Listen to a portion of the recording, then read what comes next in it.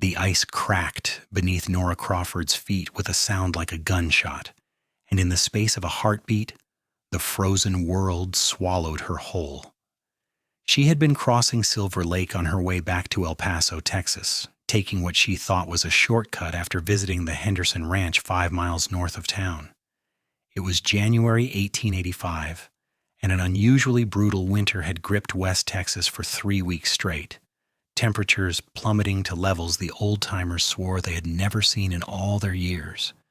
The lake, normally a shallow watering hole for cattle, had frozen solid, or so Nora had believed when she stepped onto its glassy surface with her horse trailing nervously behind her. The animal had known better than she did. The mare had refused to follow, pulling back on the reins with such force that Nora had dropped the leather straps and continued on foot, annoyed and cold and eager to get home before the sun set and the temperature dropped even further.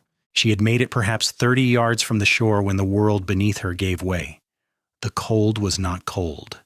It was pain, pure and absolute, driving into her lungs like 1,000 knives.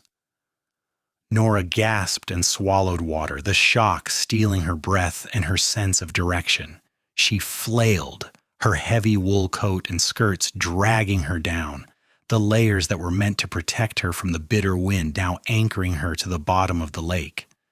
Her gloved hands scraped against the underside of the ice, searching desperately for the hole she had fallen through, but the current had already pushed her away from it, and the world above was nothing but a blur of white and gray. She was going to die here. The thought came to her with crystal clarity. 22 years old, unmarried, with so many dreams still unfulfilled, and she was going to die in the freezing water of Silver Lake because she had been too stubborn to listen to her horse. Then something grabbed her arm. The grip was iron strong, painful even through her coat, and it yanked her upward with such force that her shoulder screamed in protest. Her head broke the surface and she gasped, choking on air and water both, her vision swimming with black spots. Strong hands hooked under her arms and hauled her onto the ice, dragging her across the frozen surface that groaned and cracked but somehow held. Nora could not help, could not even think clearly enough to kick her legs or crawl. She was dimly aware of shouting, of the ice protesting, of being pulled and pulled until suddenly there was solid ground beneath her, and she was no longer sliding but being lifted, carried, pressed against something warm and solid that smelled of leather and horse and wood smoke. "Stay with me," a man's voice said, urgent and rough. "Don't you dare close your eyes." But closing her eyes was all Nora wanted to do. The cold had seeped into her bones, and she was so tired, so impossibly tired. Sleep seemed like the most natural thing in the world. "No." The voice was sharper now, and she felt herself being shaken, not gently. "Listen to me. You have to stay awake. Do you hear me? Stay awake." Nora forced her eyes open.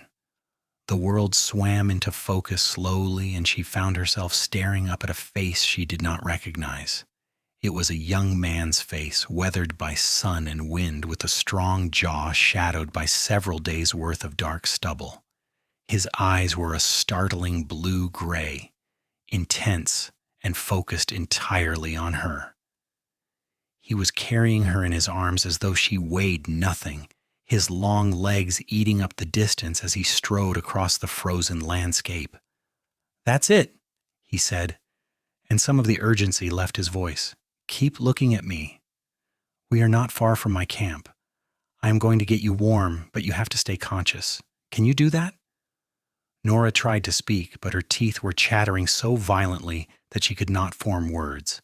She managed a small nod instead, and the man's expression shifted into something that might have been relief. "Good girl," he said. "My name is Dalton Lawson. What is yours?" "Nora," she managed to stammer. "Nora C. Crawford." "Well, Miss Crawford, you just survived something that would have killed most people.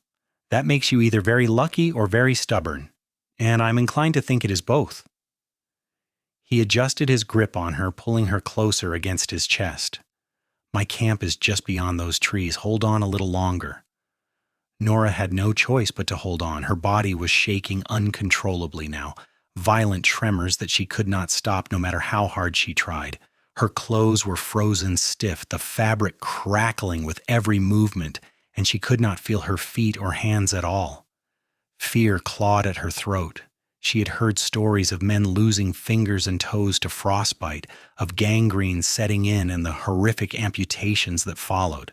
She had heard, too, of people who simply never got warm again after exposure to extreme cold, who died days later from complications no doctor could prevent.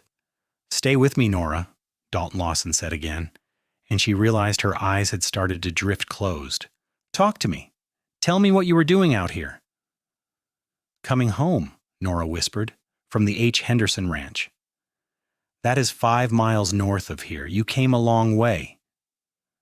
They were among the trees now, bare cottonwoods that offered little shelter but at least blocked some of the wind. "Why did you cross the lake?" "Shortcut," Nora admitted, shame flooding through her even in her current state. "Stupid." "Yes," Dalton agreed bluntly, "but you are alive, and that is what matters. Here. We are here." The camp materialized out of the landscape as though conjured by magic. It was a simple setup, just a canvas tent pitched in a sheltered spot between 2 large rocks with a fire burning in a ring of stones nearby. 2 horses were picketed a short distance away, and Nora caught a glimpse of saddles and supplies stacked neatly under a tarp. It was the camp of someone who knew how to survive in harsh conditions, who was comfortable in the wilderness, even in the dead of winter. Dalton carried her straight to the tent and ducked inside. The interior was surprisingly warm, heated by a small portable stove that glowed red in the corner. He set her down carefully on a pile of blankets and immediately began working at the buttons of her coat with swift, efficient movements. "I need to get you out of these wet clothes," he said, his tone matter of fact. "Every second you stay in them, you lose more heat. Do you understand?" Nora nodded, too cold and too frightened to feel any embarrassment. Her fingers were useless, frozen into claws inside her soaked gloves, and she could do nothing to help as Dalton peeled the layers away from her body. He was careful but quick, removing her coat, her shawl, her sodden dress, and the petticoats beneath it. When he got to her undergarments, he hesitated for the first time. "I am going to turn my back," he said. "Can you manage the rest yourself?" Nora tried to make her hands work, but they would not obey her. She could barely feel them, and when she looked down, she saw that her fingers were an alarming shade of white. Tears pricked at her eyes. "I cannot," she whispered. "I cannot feel my hands." Dalton closed his eyes for a moment, then nodded. "All right, I am sorry for this, but it has to be done." He turned away and reached for something, then turned back and pressed a bundle of dry fabric into her arms. "I'm going to step outside for 2 minutes. Use whatever strength you have left to get out of those wet things and wrap yourself in these blankets. Can you do that?" The thought of being alone, even for 2 minutes, terrified her, but Nora nodded. Dalton squeezed her shoulder once, a gesture that was probably meant to be reassuring, then slipped out of the tent. Nora heard him moving around outside, adding wood to the fire by the sound of it. With shaking, clumsy hands, she managed to peel off her chemise and drawers, though it took far longer than 2 minutes. By the time she had wrapped herself in the rough wool blankets Dalton had given her, she was gasping with effort and shaking harder than ever. Her vision swam, and for a moment she was afraid she might actually pass out. "Are you decent?" Dalton's voice came from outside the tent. "Yes," Nora called back, her voice thin and weak. He entered immediately carrying a tin cup that steamed in the cold air. He knelt beside her and pressed it into her hands, wrapping his own larger hands around hers to help her hold it steady. "Drink this, slowly. It is just hot water with a little sugar, but it will help warm you from the inside." Nora sipped obediently, and the heat of the liquid was almost painful going down her throat. But it was a good pain, a sign that she was still alive, still capable of feeling. She took another sip, then another, and gradually the violent shaking began to subside into mere tremors. Dalton watched her closely, his eyes never leaving her face. "Your color is coming back," he said after a few minutes. "That is a good sign. How do you feel?" "Cold," Nora said, which was an understatement of magnificent proportions. "But better. Thank you. You saved my life." "I did what anyone would have done," Dalton said, but there was something in his expression that suggested otherwise. "I was tracking deer when I heard the ice crack. By the time I got to the shore, you had already gone under. I thought I was too late." "How did you find me, under the ice?" "I saw your coat. Dark blue shows up well against the ice." He took the now empty cup from her hands and set it aside. "You drifted about 15 feet from where you went in. Another minute, and I would not have been able to reach you." The reality of how close she had come to death hit Nora all at once, and she started to cry. Not delicate, ladylike tears, but great, gasping sobs that shook her whole body. Dalton made a soft sound of concern and, after a moment's hesitation, gathered her into his arms, blankets and all. He held her carefully, his hand rubbing slow circles on her back, and said nothing. He simply let her cry, let her release the terror and the shock and the overwhelming relief of being alive. When the storm of emotion finally passed, Nora found herself pressed against Dalton's chest, her face buried in the rough fabric of his shirt. She could hear his heartbeat, strong and steady, and feel the warmth of his body seeping through the blankets. It was improper, scandalous even, to be held like this by a man she had just met, a man whose face she had not even really looked at until a few minutes ago, but propriety seemed laughably unimportant when measured against the simple, profound comfort of human contact after coming so close to death. "I am sorry," she whispered against his shirt. "For what?" Dalton's voice rumbled in his chest, and Nora felt it as much as heard it. "For crying, for being foolish, for crossing the ice. You have nothing to apologize for." His hand continued its slow, soothing motion on her back. "You are alive. That is all that matters." They stayed like that for a long time, Nora wrapped in blankets and Dalton's arms, the warmth of the small stove gradually driving the chill from her bones. Eventually, Dalton shifted slightly and reached for something behind him. "I need to check your hands and feet," he said gently. "Frostbite can set in quickly, and we need to catch it early if we can." Nora reluctantly pulled away from the warmth of his embrace and extended her hands.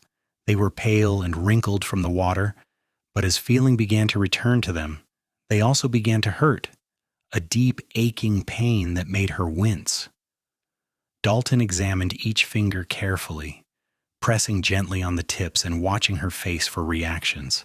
"You are lucky," he said after a thorough inspection. "I do not see any signs of serious frostbite. You will likely lose some skin on your fingertips when they thaw completely, but I think you will keep all your fingers." He moved to her feet, which were in similar condition. "Same here. You got out of the water quickly enough that the damage is minimal." "Thanks to you," Nora said. Dalton met her eyes, and for a moment something passed between them, some unspoken acknowledgement of the bond that had been forged in those desperate moments on the ice. Then he looked away and busied himself with stoking the stove. "You need to rest. Your body has been through a tremendous shock, and it needs time to recover. I will keep the stove burning and make sure you stay warm." "I cannot stay here," Nora protested, even though the thought of moving was exhausting. "My family will be worried. I was supposed to be home before dark." Dalton glanced toward the tent opening, where the light was already beginning to fade.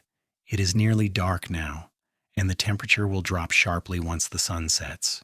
You are in no condition to travel, and frankly, neither is your horse wherever she is. You will stay here tonight where it is warm and safe. Tomorrow, when you are stronger, I will take you back to El Paso." "But my reputation," Nora began. "Your reputation will survive better than you will if you try to travel in your condition." Dalton's tone was firm but not unkind. "I will not compromise you, Miss Crawford. You have my word as a gentleman on that, but I will not risk your life for the sake of propriety either." There was a steel in his voice that told Nora further argument would be useless. Besides, he was right. She could barely sit up without help. The idea of riding 5 miles through the bitter cold to reach El Paso was absurd. She nodded slowly. "Thank you, Mr. Lawson, for everything." "Dalton," he said, "if we are going to spend the night in a tent together, we might as well use first names." Despite everything, Nora found herself smiling slightly. "Dalton, then. And I am Nora." "I know. You told me, remember?" There was a hint of humor in his voice, and Nora realized with some surprise that Dalton Lawson was younger than she had first thought. The weathering of his face and the confidence in his manner had made her think he was in his 30s, but now she saw that he could not be more than 25 or 26. "Now rest. I am going to see if I can find your horse and bring her in closer to camp. Try to sleep if you can." Nora wanted to protest that she was not tired, but her body had other ideas. The moment she lay back on the blankets, exhaustion crashed over her like a wave.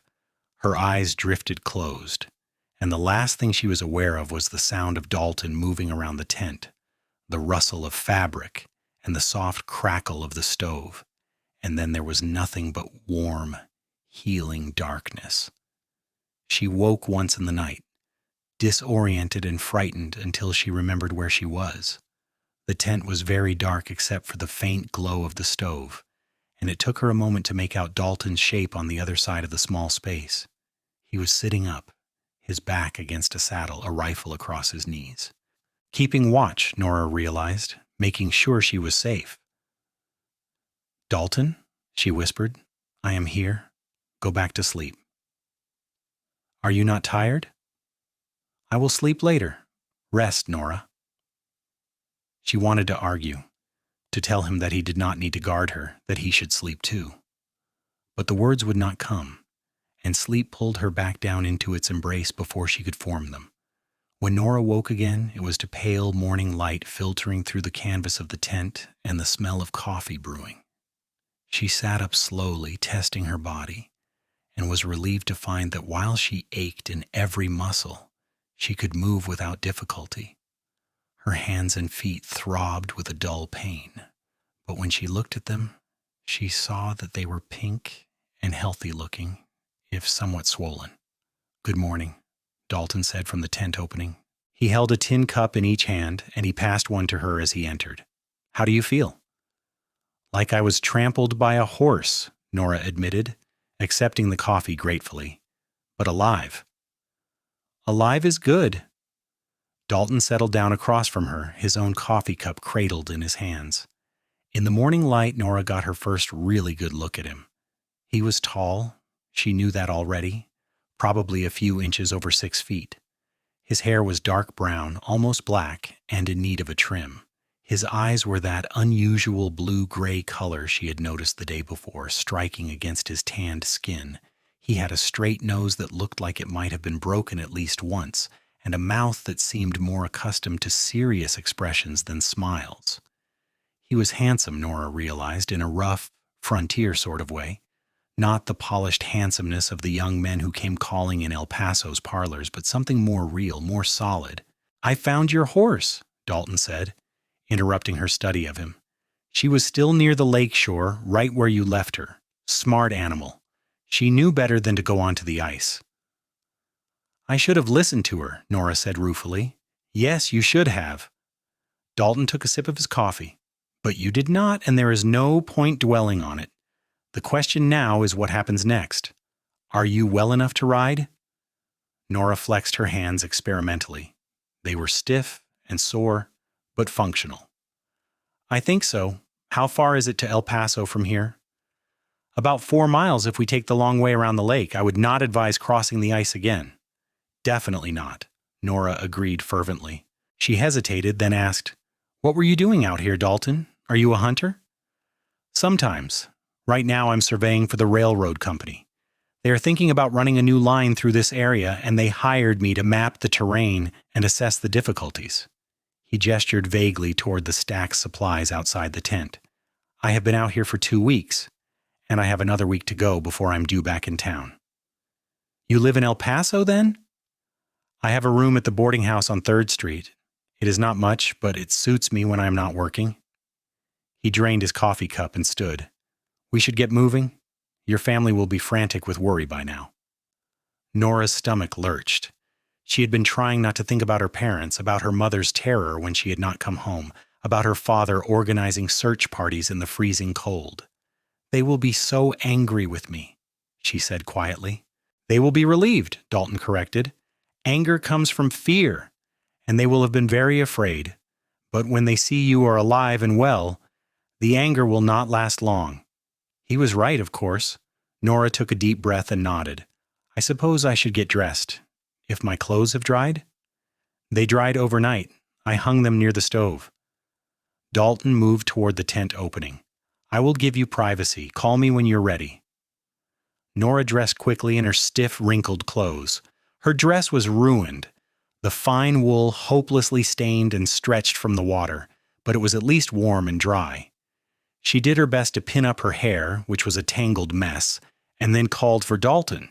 He helped her out of the tent and over to where the horses were waiting. Nora's mare, a bay named Rosie, nickered softly when she saw her mistress and pushed her nose into Nora's hands as if to apologize for not being able to help the day before. It is all right, girl, Nora murmured, stroking the horse's face. You were smarter than I was. Dalton had already struck camp with impressive efficiency. The tent was down and packed, the stove cold and stowed, the supplies secured to his pack horse. He swung into his saddle and then looked at Nora expectantly. She put her foot in the stirrup and tried to mount, but her muscles, still exhausted from the ordeal of the previous day, refused to cooperate. She fell back with a gasp of frustration. Here, Dalton said, and before Nora could protest, he had dismounted and was at her side. He laced his fingers together to form a step. Up you go. With his help, Nora managed to get into the saddle. Every muscle in her body protested the movement, and she had to bite back a groan. This was going to be a long 4 miles. Dalton remounted his own horse, a sturdy buckskin gelding, and led the way at a slow, easy pace that Nora was grateful for. They rode in silence for a while, following a narrow trail that wound between stands of mesquite and greasewood.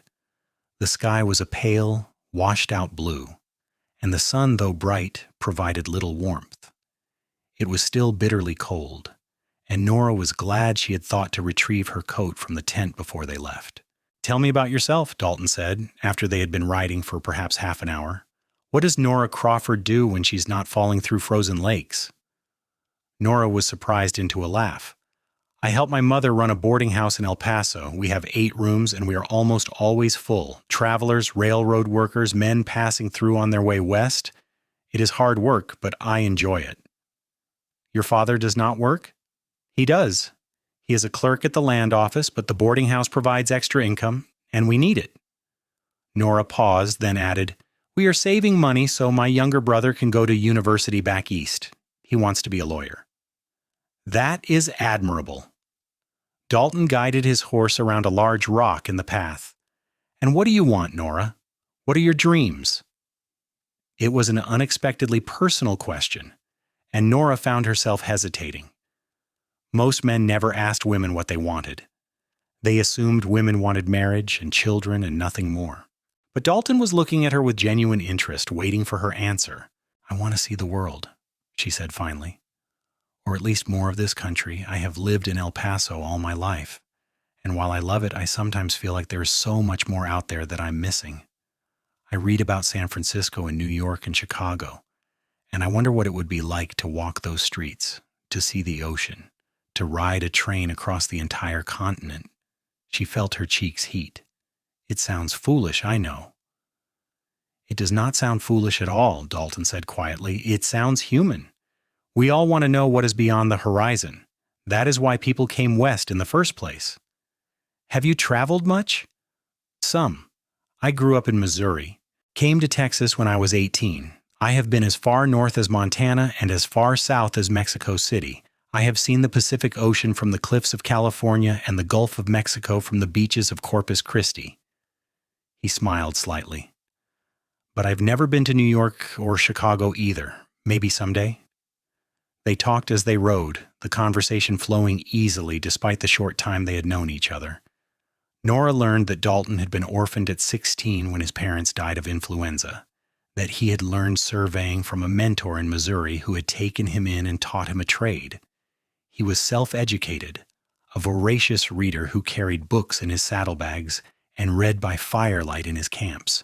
He loved the wilderness, the solitude of wild places, but he also appreciated the comforts of civilization when he could get them. In turn, Nora told him about growing up in El Paso, about the boarding house, and its endless parade of interesting characters, about her close relationship with her younger brother Thomas, and her sometimes contentious one with her mother, who wanted Nora to marry and settle down but could not seem to find a suitable match. "You are 22 and unmarried," Dalton observed. "That must cause some consternation in a town like El Paso."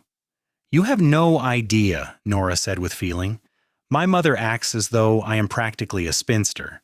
She has tried to match me with every eligible man in a 50-mile radius, but none of them were right." "What would right look like?" Nora considered the question. "Someone who sees me as a person, not just a potential wife. Someone who is interested in what I think and what I want. Someone adventurous who would not expect me to spend my whole life in a kitchen or a parlor." She glanced at Dalton. "I suppose that is asking too much." "I do not think it is asking too much at all," Dalton said. "I think it is asking for what you deserve." Something in his tone made Nora look at him more closely, but his face was turned away, his attention apparently focused on the trail ahead. She was about to ask what he meant when the landscape opened up and she saw in the distance the familiar shapes of El Paso's buildings. "We are almost there," Dalton said unnecessarily. "Where do you live?" "Crawford boarding house on 5th Street. The big 2-story place with the green shutters." Dalton nodded and adjusted their course slightly. As they entered the outskirts of town, people began to stare. Nora saw Mrs. Henderson from the mercantile point and say something to her companion, saw old Mr. Garcia's eyes widen as he recognized her. News traveled fast in a small town, and Nora knew that by evening, everyone in El Paso would know that she had returned, and that she had been brought back by a strange man. The Crawford boarding house came into view, and Nora's heart began to pound. The front door flew open before they reached the hitching post, and her mother came running out, her face a mask of joy and terror and relief all at once. "Nora! Oh my God, Nora!" Catherine Crawford reached up and practically pulled her daughter out of the saddle, clutching her so tightly that Nora could barely breathe. "We thought you were dead. We have had search parties out all night. Where were you? What happened?" "I am all right, Mama," Nora said, hugging her mother back just as fiercely. "I am all right. I had an accident, but this man saved me." She pulled back and gestured to Dalton, who had dismounted and was standing a respectful distance away. "This is Dalton Lawson. He pulled me out of Silver Lake after I fell through the ice." Catherine's face went white. "You fell through the ice? Oh, Nora. Oh, my darling girl." She turned to Dalton, and her expression shifted to one of profound gratitude. "Mr. Lawson, I do not have words to thank you. You saved my daughter's life." "I only did what anyone would have done, madam," Dalton said, dipping his head respectfully. "No," Catherine said firmly. "Most people would have been too late or too afraid to go onto the ice themselves. You risked your life to save hers, and I will never forget that. Please come inside. Let me give you a hot meal at least. It is the least I can do." Dalton looked like he was about to refuse, but Nora caught his eye and mouthed the word please. Something in her expression must have convinced him because he nodded. "I would appreciate that, thank you."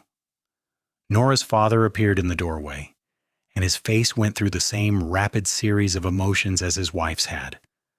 Robert Crawford was a tall, thin man with graying hair and kind eyes, and he swept Nora into a hug that rivaled her mother's in intensity. "Thank God," he said. His voice choked. "Thank God you are safe." The next hour passed in a blur.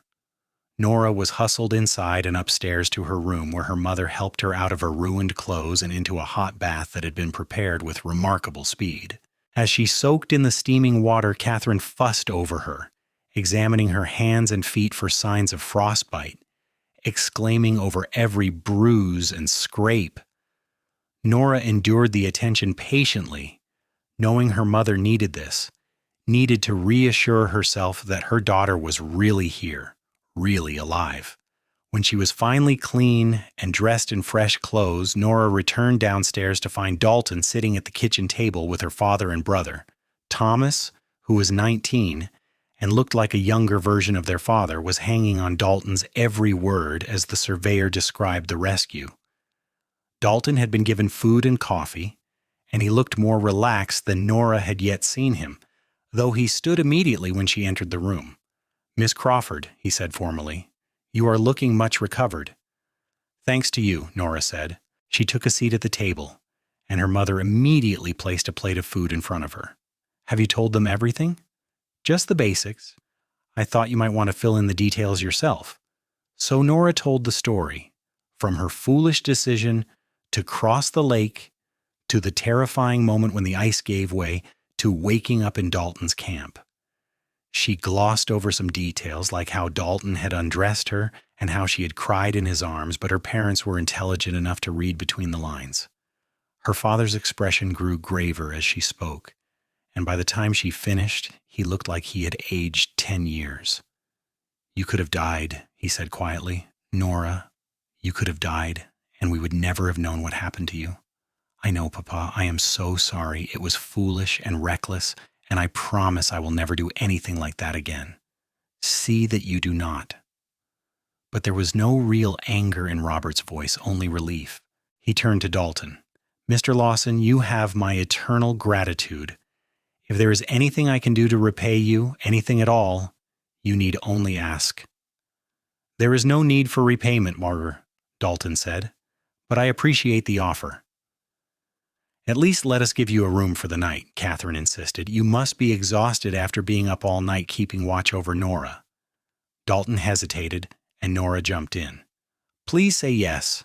It is the least we can do, and you said yourself you have a room at a boarding house. Ours is much nicer, I promise." That drew a small smile from Dalton. "I do not doubt it. All right, I accept. Thank you." "Wonderful," Catherine said, beaming. "We will put you in the room at the end of the hall. It is our best. And please stay for supper tonight. We would love to hear more about your work." Dalton ended up staying not just for supper, but for 3 more days. The weather, which had briefly warmed, turned bitter again, and a snowstorm blew in that made travel impossible.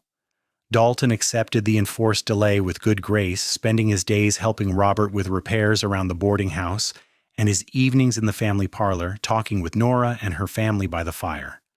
Nora found herself looking forward to those evenings more than she wanted to admit. Dalton was intelligent and well-read, with strong opinions on everything from politics to literature. He argued good-naturedly with Thomas about the future of the West, discussed business with her father, and even won over her mother with his polite manners and willingness to help with household tasks. But it was his conversations with Nora that she treasured most. They talked for hours about books they had read, places they wanted to see, dreams they had for the future.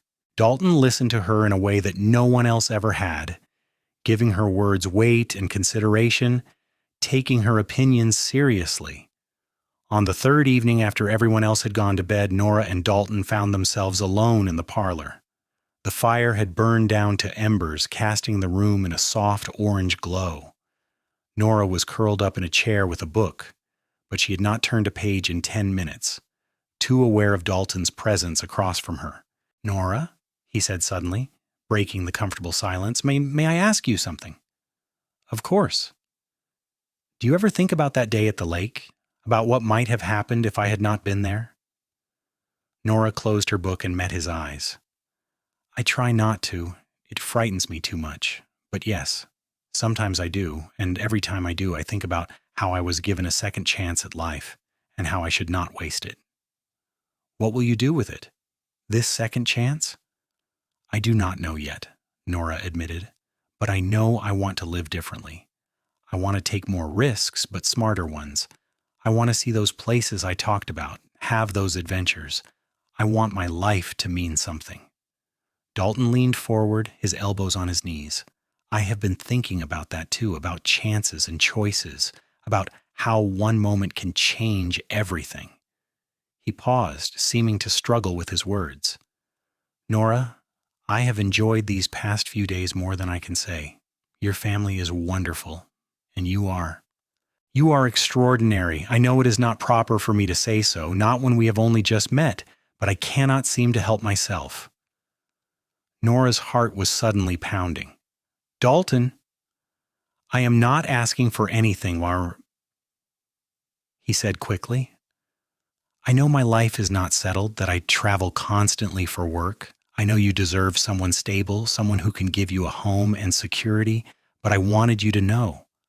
I wanted you to know that meeting you, saving you, it has meant more to me than just pulling a stranger from the water. You matter to me, Nora Crawford. You matter very much. For a long moment, Nora could not speak. Her emotions were a tangle of joy and fear and hope and uncertainty. She knew what he was saying, what he was offering, even if he had not put it into explicit words. He was offering himself, his heart, incomplete and uncertain as the offer might be. You matter to me too, she said finally, her voice barely above a whisper. These past 3 days, getting to know you, I have felt more alive than I have in years. When I am with you, I feel like the world is full of possibilities, like anything might happen. Is that foolish? If it is, then we are both fools. Dalton stood and crossed to her chair, kneeling beside it so that their eyes were level. I do not know what the future holds, Nora. I do not know if I can give you the life you deserve, but I know that I would like to try. I know that I want to see you again after this week is over and the week after that and all the weeks to come. I want that too, Nora said, so much. Dalton reached out slowly, giving her time to pull away if she wanted to, and took her hand in his. His palm was warm and calloused, and Nora felt the touch all the way to her core. Then we will find a way, he said. I promise you that. The storm broke the next morning, and the sky was clear and bright when Nora woke. She knew what it meant. Dalton would be leaving, returning to his survey work in the wilderness. The thought made her chest ache, but she pushed the feeling aside. They had made promises to each other, and she had to trust that he would keep them. After breakfast, Dalton packed his things and prepared his horses. The whole family gathered in the front yard to see him off, and Catherine pressed a package of food into his hands despite his protests. Robert shook his hand firmly and told him he was welcome any time. Thomas, who had developed something of a hero worship for the surveyor, extracted a promise that Dalton would take him out into the wilderness someday and teach him some survival skills. Finally, it was Nora's turn to say goodbye. They stood a little apart from the others, aware of the watching eyes, but needing this moment of semi-privacy. I will be back in El Paso in a week, Dalton said. I have to deliver my survey report to the railroad office. Will you be here? I will be here, Nora promised. I am not going anywhere. Good, he smiled, and it transformed his face, made him look younger and almost carefree. I will come find you the moment I get back to town. You had better. Dalton hesitated, then reached out and touched her cheek. Just the barest brush of his fingers. It was hardly improper, but Nora felt the touch like a brand, marking her as his just as surely as if he had kissed her in front of the whole town. Take care of yourself, Nora Crawford. You too, Dalton Lawson. He swung into his saddle and tipped his hat to the assembled family, then rode away down the dusty street. Nora watched until he was out of sight, her hand pressed to the spot on her cheek where he had touched her. Well, her mother said behind her, sounding amused and knowing, that is quite a man. Yes, Nora agreed softly. Yes, he is. The week that followed was the longest of Nora's life. She threw herself into the work of running the boarding house, changing sheets and cooking meals and scrubbing floors until her hands were raw. But no amount of physical labor could distract her from thoughts of Dalton, from wondering where he was and what he was doing, from counting down the days until he returned. Her mother watched this with poorly concealed amusement and growing approval. Catherine Crawford had long ago despaired of Nora finding a husband, not because her daughter was not pretty or accomplished, but because Nora had impossibly high standards and refused to settle for anything less than a genuine connection. But now Catherine could see that connection forming, and she was shrewd enough to recognize that Dalton Lawson, for all his rough edges and unsettled lifestyle, was exactly the kind of man her daughter needed. On the 8th day, Nora was in the kitchen kneading dough for bread when she heard the knock at the door. Her heart leaped, but she forced herself to stay calm, to continue working the dough as though nothing were amiss. She heard her mother answer the door, heard the murmur of voices, and then Catherine appeared in the kitchen doorway with a smile on her face. "Nora, you have a visitor." Nora wiped her hands on her apron, untied it, and hung it on its hook with deliberate care. She smoothed her hair, took a deep breath, and walked to the front parlor. Dalton was standing by the window, hat in hand, looking out at the street. He turned when she entered, and the smile that broke across his face was like the sun coming out from behind clouds. "Hello, Nora." "Hello, Dalton."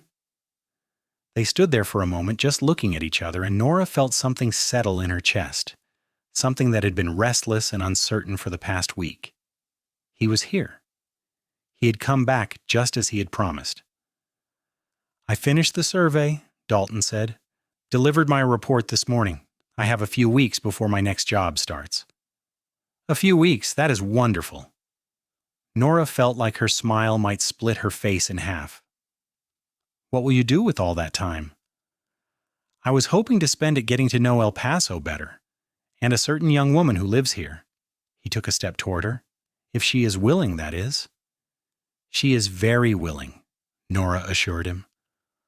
Over the next 3 weeks, Dalton became a fixture in the Crawford household. He took his meals there more often than not, helped Robert with the heavier chores around the boarding house, and spent long evenings talking with the family, but his real purpose was Nora, and everyone knew it. They went for walks through the town, always properly chaperoned by Thomas or one of Nora's friends. They attended a church social together, and Dalton endured the scrutiny of the entire town with good humor and grace. They talked and talked and talked, learning each other's stories, sharing their hopes and fears and dreams.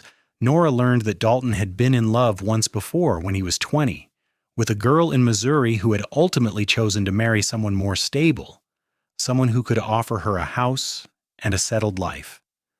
The rejection had stung, but Dalton had come to see it as a blessing. He and the girl had not truly been suited to each other.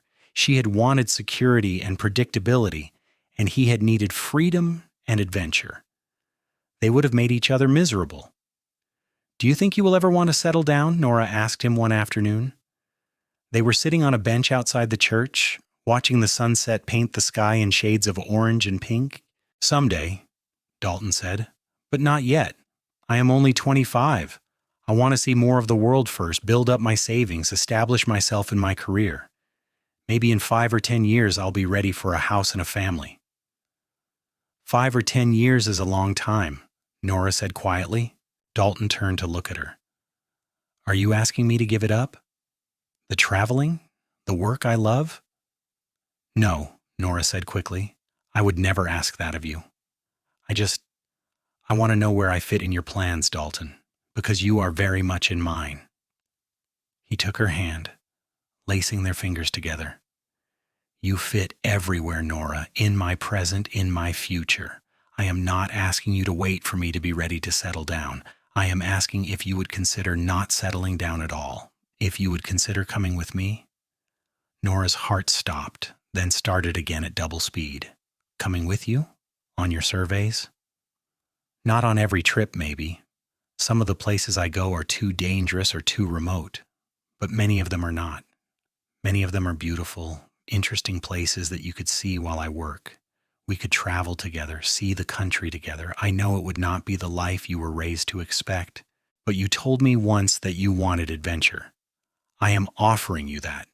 I am offering you the world, Nora Crawford, or at least as much of it as we can see together." Are you proposing to me?" Nora stammered. "Not yet," Dalton said. "I want to. God knows I want to, but I want to do it right. I want to talk to your father first, make sure he approves. I want to be able to offer you at least some measure of security, not just a tent in the wilderness. I need a little more time to arrange things, but I'm telling you my intentions, Nora. I intend to marry you if you will have me, and I intend to spend the rest of my life showing you all the wonders this country has to offer." Nora felt tears pricking at her eyes. "Yes," she whispered. "Yes, I will have you. Whenever you are ready to ask properly, my answer will be yes." Dalton's hand tightened on hers. "You are sure? You understand what you would be agreeing to? It will not be an easy life, at least not for a while." "I am sure," Nora said firmly. "I do not want easy, Dalton. I want real. I want a life full of love and adventure and purpose. I want you." Dalton leaned in slowly, giving her time to move away, and pressed his lips to her forehead in the gentlest of kisses. It was all that propriety would allow in public, but it was enough. It was a promise and a blessing and a beginning all at once. 2 weeks later, Dalton asked Robert Crawford for permission to marry his daughter. They met in Robert's study, and Dalton laid out his situation with complete honesty: his income, his prospects, his plans for the future, and his deep and abiding love for Nora. Robert listened to all of this with a grave expression, asking questions here and there, making no promises. When Dalton was finished, Robert sat back in his chair and regarded the younger man for a long moment. "You are asking me to give my daughter to a man who will take her away from her family, who will drag her all over the country with no permanent home, who cannot promise her comfort or security. Do I have that right?" "Yes, sir," Dalton said steadily. "That is what I'm asking, and I know how it sounds. If I were in your place, I would want to refuse. But I love Nora, Mr. Crawford. I love her more than I knew it was possible to love anyone, and I will spend every day of the rest of my life making sure she never regrets choosing me." "She has already chosen you," Robert said. "I can see it in her eyes every time she looks at you. My permission is a formality, Mr. Lawson. If I refused, she would find a way to be with you anyway. My daughter is stubborn like that." He sighed. "But the truth is, I do not want to refuse. I have watched you these past weeks. I have seen how you treat Nora, with respect and admiration and genuine affection. I have seen how she lights up when you enter a room. You make her happy, and that is worth more to me than any amount of security or social standing." Dalton felt relief flood through him. "Thank you, sir.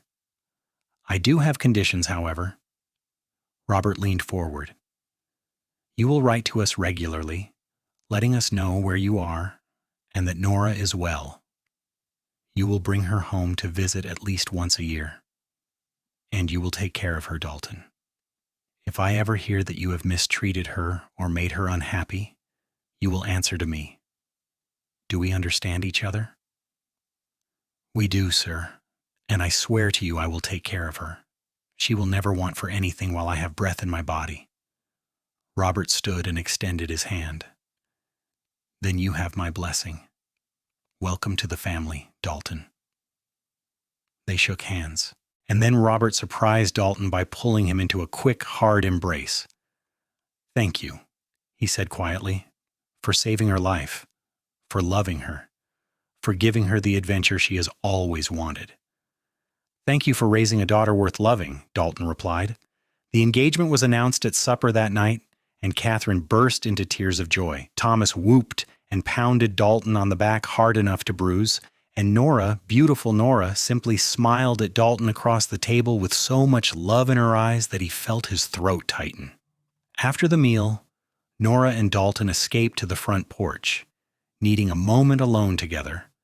The night was cool but not cold, and the stars were out in force, brilliant points of light scattered across the velvet darkness. "I have something for you, Min," Dalton said. He reached into his pocket and pulled out a small object wrapped in cloth. "It is not much. I wanted to get you a proper ring, but I ran out of time. This is temporary until I can afford something better." Nora unwrapped the cloth to reveal a simple silver band with a small turquoise stone set in it. It was pretty but modest, the kind of ring a man of limited means might afford, but to Nora it was the most beautiful thing she had ever seen. "It is perfect," she said. her voice thick with emotion. Absolutely perfect. Dalton took the ring and slipped it onto her finger. It fit perfectly, as though it had been made for her. Nora Crawford, will you marry me? Will you be my wife, my partner, my companion on all the roads we will travel together? Yes, Nora said, and then said it again, louder. Yes, yes, yes. She threw her arms around his neck, and Dalton caught her, lifting her off her feet and spinning her around. When he set her down, they were both laughing, giddy with joy and relief and the sheer rightness of the moment. When? Nora asked, and when can we marry? As soon as you want. Tomorrow, if you can arrange it. Tomorrow is too soon, Nora said, laughing. Even I need more time than that to plan a wedding. But soon. Within the month? Within the month, Dalton agreed. He cupped her face in his hands, his thumbs brushing across her cheekbones. I cannot wait to make you my wife. Then do not wait, Nora said boldly. Kiss me, Dalton. He did finally properly. It was everything a first kiss should be, sweet and tentative and full of promise. Nora felt it all the way to her toes, a warmth that spread through her body and made her feel alive in a way she never had before. When they finally pulled apart, both breathing hard, Dalton rested his forehead against hers. I love you, he said. I should have said it before now, but I love you, Nora. I love you too, Nora replied. So very much. They were married 4 weeks later in a small ceremony at the El Paso church. Nora wore a simple white dress that her mother had sewn with wildflowers in her hair. Dalton wore his best suit, freshly cleaned and pressed, and when Nora walked down the aisle toward him, he looked at her as though she were the only person in the world. The ceremony was brief but meaningful. They spoke their vows in clear, steady voices, promising to love and honor each other for all their days. When the minister pronounced them husband and wife, Dalton kissed Nora to the cheers and applause of their small gathering of family and friends. The celebration afterward was held at the boarding house, with food and drink and music provided by a local fiddler. Nora danced with her father, with Thomas, and finally with Dalton, who held her close and murmured sweet words in her ear that made her blush and laugh. As the sun set and the party began to wind down, Dalton and Nora slipped away to the room that had been prepared for them. It was the same room Dalton had stayed in during that first week, and Nora felt a sense of coming full circle as she crossed the threshold in his arms. Their wedding night was tender and awkward and beautiful. Two people learning each other, discovering together what it meant to become one flesh. Dalton was patient and gentle, taking his time, making sure Nora felt loved and cherished. And when it was over and they lay tangled together in the sheets, Nora felt a sense of rightness settle over her. This was where she was meant to be. This was who she was meant to be with. No regrets? Dalton asked softly, his fingers tracing idle patterns on her shoulder. Not a single one, Nora assured him. You? Only that I did not meet you sooner. He pressed a kiss to the top of her head. But we have the rest of our lives now. That will have to be enough. It is more than enough, Nora said. It is everything. They left El Paso 2 days later, setting out on Dalton's next survey job in the mountains of New Mexico. It was the beginning of the adventure Nora had always dreamed of, but better, because she was not experiencing it alone. She was with the man she loved, the man who had saved her life and won her heart. The first year of their marriage was a whirlwind of travel and work. They journeyed through New Mexico and Arizona, through parts of Colorado and Oklahoma. Nora saw red rock canyons and snow-capped mountains, vast prairies and dense forests. She met people from all walks of life, miners and ranchers, Native Americans and Mexican vaqueros, railroad workers and soldiers. Each place taught her something new, expanded her understanding of the world and her place in it. She also learned the realities of life on the frontier. There were nights spent in leaky tents during rainstorms, meals cooked over open fires when supplies ran low, long days in the saddle that left her sore and exhausted. But there were also moments of transcendent beauty, sunrises over the desert, the call of wolves in the mountains, the vast sweep of stars unobscured by city lights. And through it all, there was Dalton, steady and strong and unfailingly loving.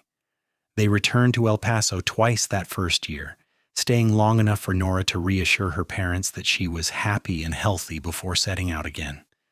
Catherine worried, as mothers do, but even she could see that Nora was thriving in her unconventional life. Robert was simply proud of his daughter's courage and independence. In the spring of 1886, Nora discovered she was pregnant. The news came as both a joy and a complication. She was thrilled at the prospect of becoming a mother, but she also knew it would change things. She could not travel as easily while expecting a child, and once the baby was born, it would be even more difficult. Dalton was overjoyed by the news, but he was also practical. "We need to think about settling down at least for a while," he said. "You cannot give birth in a tent in the middle of nowhere, Nora." "I know," Nora agreed. "But I do not want to go back to El Paso. Not permanently. I love my family, but this is our life now, Dalton. I do not want to give it up." They compromised. Dalton took a temporary position with the railroad office in Santa Fe, New Mexico, a growing city with good medical facilities and a small but welcoming community. They rented a house on the outskirts of town, a small adobe structure with thick walls and a lovely view of the mountains. It was not fancy, but it was theirs, and Nora threw herself into making it a home. Their son was born in November of 1886, a healthy baby boy with Dalton's dark hair and Nora's green eyes. They named him Daniel Robert Lawson, after Nora's father. Holding her son for the first time, Nora felt a love so fierce and overwhelming that it brought tears to her eyes. This was her child, hers and Dalton's, the product of their love and the promise of their future. Dalton was a devoted father from the start. He would walk the floor with Daniel when the baby cried in the night, singing old Missouri ballads in his rough voice. He changed diapers and helped with feedings and never once complained about the loss of sleep or the disruption to their lives. Watching him with their son, Nora fell in love with him all over again. They stayed in Santa Fe for 2 years, long enough for Daniel to grow from a baby into a toddler with his own personality and opinions. Dalton continued to work for the railroad, doing shorter surveys that kept him close to home. But as Daniel became more independent, both Nora and Dalton began to feel restless. They missed the open road, the sense of adventure and discovery. "What would you think," Dalton said one evening as they sat on their porch watching the sunset, "if we started traveling again? Not constantly, but for a few months at a time. Daniel is old enough now to handle it, and I think the experience would be good for him." Nora looked at her son, who was playing in the dirt at their feet, and felt a surge of excitement. "I think it would be wonderful. I want him to see the world, Dalton. I want him to grow up knowing that there is more to life than 4 walls and a roof." So they resumed their nomadic lifestyle, though in a modified form. They would spend a few months traveling for Dalton's work, then return to Santa Fe for a few months to rest and regroup. It was the best of both worlds, the stability of having a home base and the adventure of exploring new places. Over the next several years, they traveled extensively through the American West. Daniel grew up on the road, learning to ride before he could read, learning to track animals and read the weather and respect the land. He was a bright, curious child full of questions about everything he saw. Nora taught him his letters and numbers, reading to him from the books they carried in their wagon. Dalton taught him practical skills: how to start a fire, how to pitch a tent, how to navigate by the stars. In 1890, Nora gave birth to their second child, a daughter they named Natalie Rose. She was a tiny, delicate thing, with Nora's red-gold hair and Dalton's blue-gray eyes. Daniel, who was 4 years old, was immediately smitten with his baby sister and appointed himself her protector. The addition of a second child meant more adjustments, but the Lawson family adapted. They acquired a larger wagon, one with a canvas cover that provided shelter from the elements. They became experts at traveling with small children, at entertaining them on long days on the trail, and keeping them safe in unfamiliar places. The years passed, marked by miles traveled and places seen. They witnessed the slow but steady transformation of the West. As railroads spread across the landscape and small settlements grew into towns, they saw the last of the great buffalo herds and the tragic displacement of Native American tribes. They experienced the best and worst of frontier life, the kindness of strangers who shared what little they had, and the cruelty of those who took advantage of the lawless nature of the territories. Through it all, Nora and Dalton's love for each other only deepened. They had built a life together that was unconventional but deeply fulfilling. They had raised their children to be strong, independent, and compassionate. They had seen more of the country than most people saw in a lifetime. In 1895, when Daniel was 9 and Natalie was 5, the Lawson family finally decided to settle down for good. Dalton was now 35, and while he still loved his work, he was ready for a change. They had saved their money carefully over the years, and they had enough to buy a small ranch outside of Santa Fe. The ranch was modest, just 100 acres with a simple house and a barn, but it was theirs, bought and paid for. They raised horses and a few cattle, and Dalton took on consulting work for the railroad that allowed him to work from home most of the time. Nora started a small business raising and selling vegetables, supplying restaurants in Santa Fe with fresh produce. It was a good life, peaceful and productive.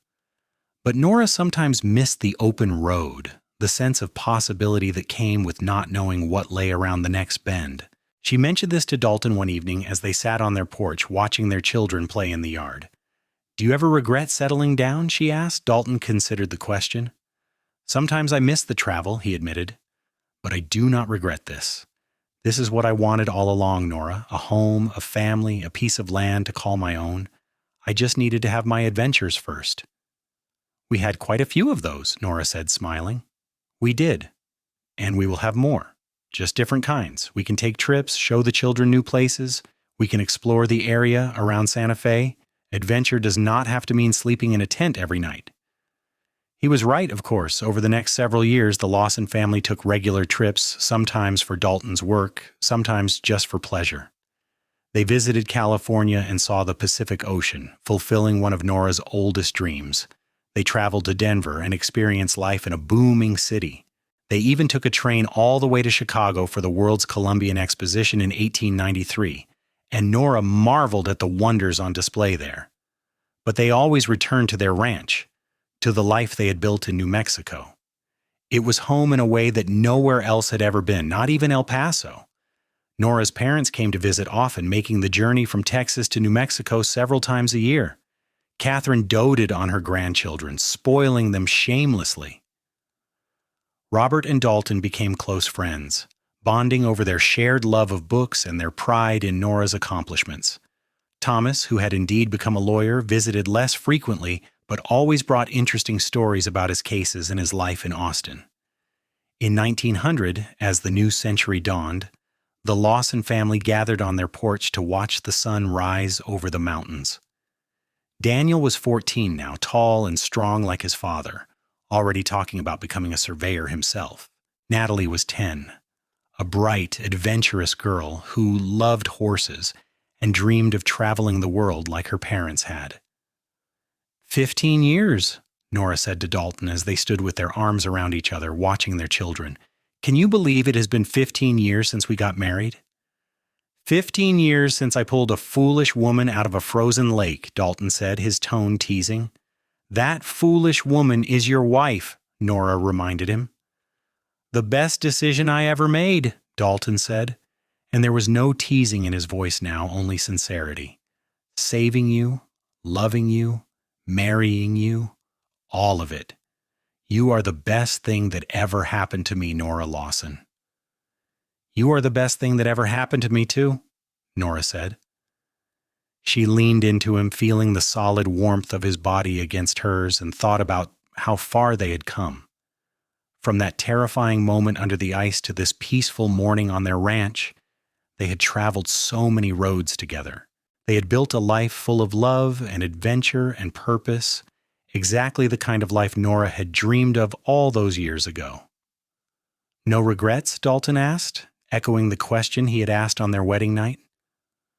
Not a single one, Nora said, echoing her answer from that long-ago evening. You? Only that I cannot live this life all over again, Dalton said, but I suppose once will have to be enough. It is more than enough, Nora assured him, standing on her toes to kiss him. It is everything. The years continued to pass, each one bringing its own joys and challenges. Daniel did become a surveyor, following in his father's footsteps but with the benefit of formal training and modern equipment. He married a lovely young woman named Sarah, and they gave Nora and Dalton their first grandchild in 1905, a boy they named after Dalton. Natalie, true to her adventurous nature, became a teacher and took a position at a school for Native American children in Arizona. She never married, choosing instead a life of service and independence that made her parents proud, even if it worried them sometimes. Nora and Dalton grew older together, their hair turning gray, their faces becoming lined with the passage of time. But their love never diminished. They still held hands when they walked, still stole kisses when they thought no one was looking, still talked for hours about everything and nothing. In 1910, on a crisp autumn day much like the one when they had first met, Nora and Dalton rode out to Silver Lake. It had been 25 years since that fateful day, and they had never been back together. The lake was much the same as Nora remembered it, though it was not frozen now. Cottonwoods grew along the shore, their leaves turning gold in the fall air. They dismounted and walked to the spot where Nora had gone through the ice all those years ago. It was hard to believe it had really happened, that she had come so close to dying here. The landscape seemed too peaceful, too benign to be the site of such drama. I think about that day sometimes, Nora said, about how different my life would have been if you had not been there. I would not have had a life at all, Dalton pointed out. You would have died. I know. And instead, I got to live. I got to have this incredible life with you, to see the world, to raise our children, all because you were in the right place at the right time. It was not luck, Dalton said. It was fate. You were meant to fall through that ice, and I was meant to save you. We were meant to find each other, Nora. Do you really believe that? I do. I have to. Because the alternative, that it was all random chance, is too terrifying to contemplate. I cannot imagine my life without you in it. I do not want to. Nora took his hand and squeezed it. You will never have to. We have years yet, Dalton, many more years together. And they did. They lived to see their children grown and successful, to meet multiple grandchildren, to celebrate their 50th wedding anniversary surrounded by family and friends. They lived to see the automobile replace the horse, to see airplanes take to the skies, to witness the dawn of the modern age. But through all the changes, one thing remained constant: their love for each other. It was the foundation upon which they had built their lives, the anchor that kept them steady through all of life's storms. From that moment on the frozen lake, when Dalton had pulled Nora from the water and held her close, they had been bound together. And that bond, forged in ice and fire, in fear and courage, in hardship and joy, never broke. When Dalton passed away in 1935 at the age of 75, he died in his sleep with Nora's hand in his. She mourned him deeply as one mourns the loss of half of oneself, but she did not regret a single day of their life together. They had loved each other completely, lived their lives fully, and left a legacy of children and grandchildren who carried their values and their spirit forward into the future. Nora lived for another 5 years after Dalton's death, spending her final years surrounded by family on the ranch they had built together. She told stories to her great-grandchildren about the Old West, about adventures on the frontier, about a cowboy who had saved her life and won her heart. And when she closed her eyes for the last time at the age of 77, she did so with a smile on her face, knowing that she would soon be reunited with the man she loved. Their story became legend in the family, passed down through generations, The tale of how Nora Crawford fell through the ice on Silver Lake, and how Dalton Lawson pulled her out and held her, and how from that moment of danger and rescue grew a love that lasted a lifetime. It was a story of second chances and courageous choices, of adventure and devotion, of a life lived fully and without regret. And long after both of them were gone, their great-great-grandchildren would visit the ranch in New Mexico, would ride out to Silver Lake and stand on its shores, and would remember the couple who had started it all. They would remember Nora, who had been brave enough to want more from life than what was expected of her. They would remember Dalton, who had been there at the moment she needed him most and had never left her side after. And they would remember the love that had grown from a frozen lake in Texas in the winter of 1885, a love that had warmed two hearts and countless lives for generations to come. The end of their earthly story was not an ending at all, but rather a transformation. The love they had shared, the life they had built, the values they had lived by, all of it continued in their descendants, in the stories told about them, in the very land they had called home. Silver Lake still froze over in harsh winters, and the ranch outside Santa Fe still stood, occupied now by their great-grandchildren. The West they had known was gone, transformed by progress and time, but the spirit of adventure and independence they had embodied lived on. And sometimes on cold winter nights when the wind howled across the New Mexico plains, the current residents of the Lawson Ranch would swear they could feel a presence, warm and comforting, as though Nora and Dalton were still there, still watching over the family they had created, still holding each other close as they had from the very first moment he pulled her from the ice and into his arms, into his life, into a love that truly did last forever.